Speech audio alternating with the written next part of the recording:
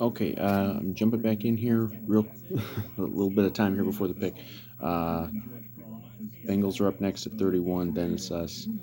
Um, so been waiting around. It's been about 2 hours since the very controversial trade. Already, it's torn Vikings fandom and social media apart. Most people seem to be in a meltdown mode over it. There's disagreements over whether or not it was a good trade or not. Um, I'm a little mixed on it. I don't like that we gave up the second, our second, to move up in the second, and we got a third, but we moved back a lot of picks, and I don't like that part. You know, they have you know formulas that calculate, like they put like a point value on each pick in the draft, and I guess it's more or less a wash. Like so. Um, that could go either way. I think I said this in the end of the previous one. Like, obviously, Quasi just didn't like the value of who he would have had to pick at 12. Um, and there's even a couple guys who were talked about at 12. I think there's a couple of the guys who are still on there. We've had a lot of quarterbacks go and some receivers and everybody, but there's a groundswell at the moment of fans who want us to take Malik Willis, who's the quarterback. Um, there one quarterback's been taken. The Steelers took the guy from Pittsburgh as the first quarterback off the board. I'm kind of dreading if they were to take Willis. I don't, and this has nothing to do with him. I don't know if he's gonna be good or not. But I don't want. I hope they don't take their first pick after these trades and spend it on a quarterback who is not going to be a contributor in 2022, and maybe wouldn't even be a contributor in 2023. Like, you know they're in a position where they've got the pick 32, they got the second pick tomorrow, and then two-thirds. Like, they can get four players out of that who can be major impact players this year if they draft them well. Um, so I don't want any part of it. I really just don't want. I don't want the quarterback. And there's names being thrown out. Everyone on Twitter and Reddit's got their own guys.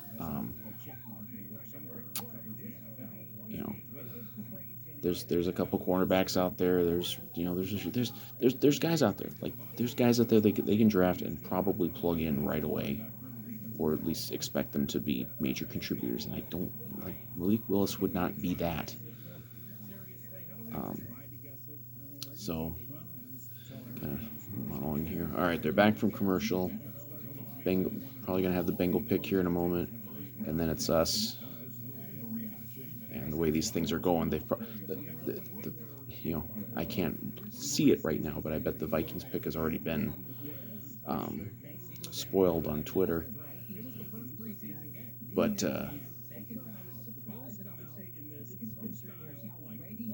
now they're talking about Malik Willis, so maybe I'll turn this up just a little bit. Seahawks, Colts, Falcons, maybe Lions. I don't want him. I don't want him. This has nothing to do with whether maybe he'll be good. Maybe he'll be a decent quarterback. We have a very good quarterback right now.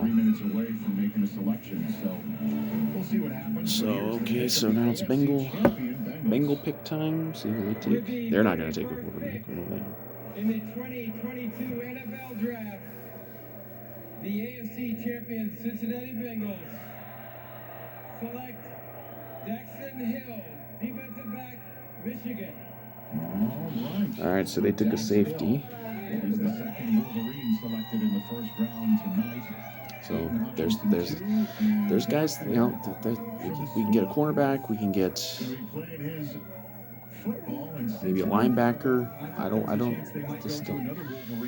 Oh boy! See, now I'm getting anxious and nervous. And Daxton Hill, coach, he can play in the slot, you can play him up high, you can do a lot of different things. All about versatility, quick, explosive. What if we trade again? I'm going to go into hysterical after if we trade out again, because I'll be laughing at all the suckers at the draft party. But moments away. Who are we gonna take? The pick is in. All right, we made a pick. This is gonna happen. The pick is in. No trades this time. It's tough for any offense. Just ask Ohio State. You know, they were great on the edge. He was a big reason why Michigan was able to beat the Buckeyes. But every year when I'm watching tape of these guys that are going to be drafted, there's always a guy that jumps out. So normally I've got at least an idea of who I want or who I would like, but there was no expectation they'd be picking at this spot. So Safety to the mix. Pittsburgh loves to play with 3 safeties. You look at Cincinnati and say, well, they got 2 good safeties. it's going to just be a name, unless it's Willis. Unless this is going to be a name and a position, and hopefully a good name and a good position. The first pick of the Kwesi era is in. We gotta, all right, here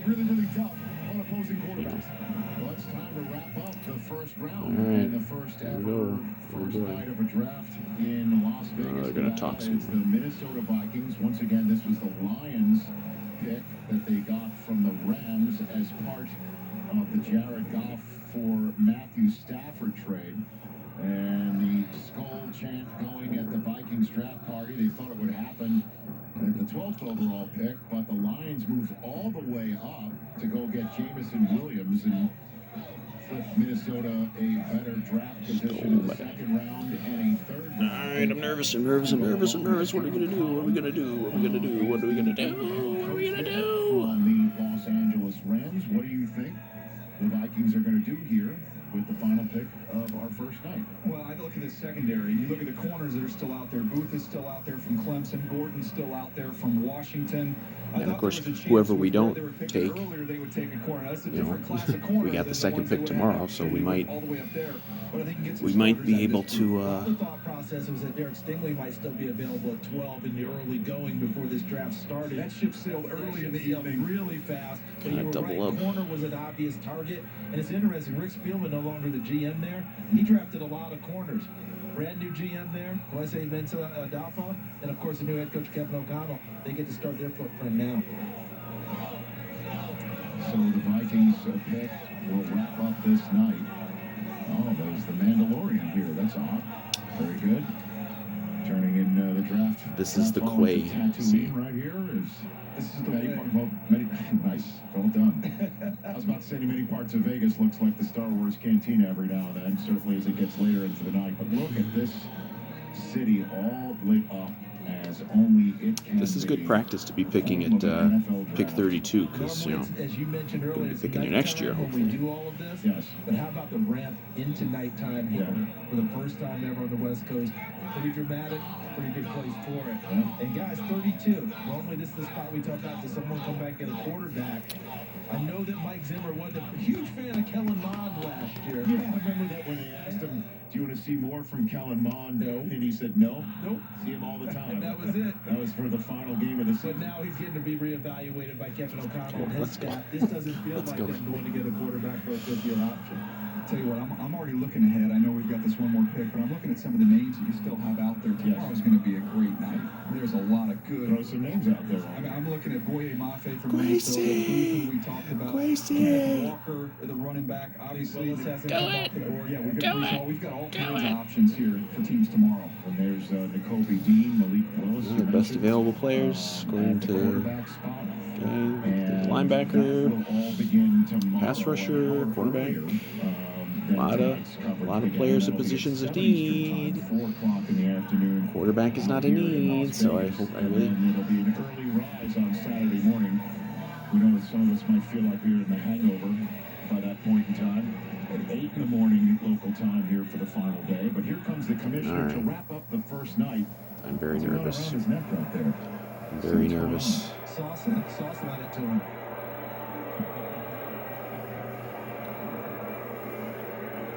With the 32nd pick in the 2022 NFL Draft, the Minnesota Vikings select Lewis Cine, defensive back, Georgia. All right. I don't know who that is. I'm not going to even pretend. Got him from To the conclusion of from round the national champions. Lewis Cine. Cine? Cine. Oh, nicely done. It's N Cine. All right. Well, if you're taking a safety that high, to the conclusion of round 1 of the 2022 NFL Draft. Thank you. that means you're planning on him being the probably well, either the heir apparent for Harrison Smith or 4 o'clock Pacific, 7 o'clock Eastern. Thank you. or a starter alongside Harrison Smith. All right, what are they going to talk about? Big hitter, excellent eyes, inconsistent coverage. Really love the way he runs the alley. Some of the inconsistency was in some of the man coverage stuff. I don't think he's going to have to do that. I think you can play him high. That's where he's comfortable. They say this guy knows the defense, Joel, inside and out. He could teach that defense to anybody that came into Georgia. So good leadership. Joel, I know you love Lewis Cine as well here. What do you think of him? Well, I do, and I was just going to say, like, it's not really about the scheme, although it was good. I don't want to take anything away from Jeffrey Smart, but boys, I like taking guys from schools like that, like the big time schools, the SEC schools. And we didn't even see one of their leaders, the middle linebacker, Kobe Dean, selected tonight. Could have been 6. There was a chance of 6. That's just how good they were. Cine is phenomenal. He flies up through the alley, a good tackler. This was a physical defense, and I can tell you, it was a big reason why they won that national championship. I'm convinced. You got me. I'm convinced. Good pick. And now we get, and we didn't take the fucking quarterback. I'm so glad we didn't take him. Oh my god. I was seriously gonna have a fucking meltdown if we took the quarterback. I do not know where we're hanging out tonight, but there is no way you're sleeping after this first round by the Go check out the social media response. I'm sure everyone's pissed about it because that's just what Vikings fans do. They just get mad all the time.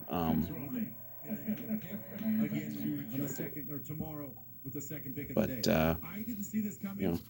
I like the pick. They convinced me. Just that little bit that they showed. Yeah, I thought there were higher rated players at cornerback. I also thought there were a couple edge guys. And of course, we get pick 2 tomorrow, so we're gonna get someone good tomorrow. Maybe we'll take a cornerback then, or linebacker. Or when you're at the top of the second round, teams got all day to think about it. Think about the guys they want to go after. Maybe you trade down a little bit, accumulate some more picks. But so didn't go. It was quite as went a little unexpectedly. I don't think it was shock of all time that we would take a safety, but not. I mean, I don't think we would have taken a safety at 12. But so hey. I'm sure Donatel had some input on that, on potential guys, and we trust in Kwesi because why wouldn't you?